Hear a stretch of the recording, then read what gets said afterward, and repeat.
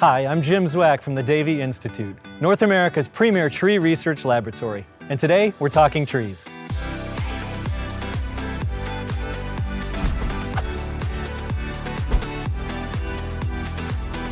Sure, deer are nice to see in a winter wonderland backyard scene, but like all wild animals, they get hungry, and their heavy feeding can lead to severe damage to your trees.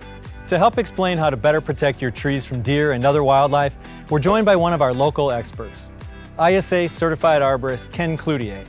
So Ken, where do we start? Thanks, Jim. Deer browsing can seem like it's no big deal to our trees, but it can adversely affect the health of our plant material. It can open them up to weakening branching structure, winter injury, and even heavy insect infestations.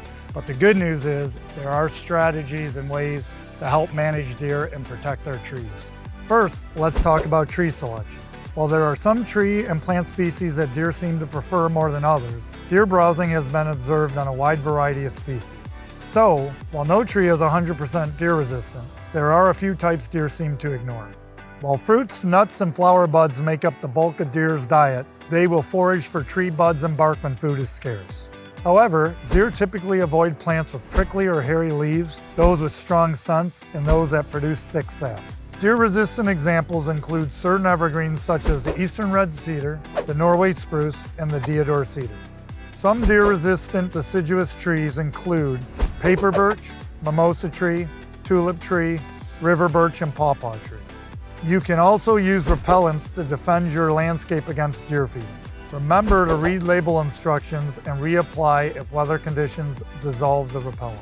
Another trick includes using devices like netting to protect some buds on your smaller trees. Just make sure tree branches don't begin growing through the netting.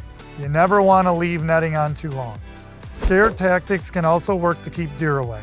These involve using bad-tasting chemicals, noise, or lights. But if you notice the deer in your yard seem unaffected by this intimidation, they may no longer be effective.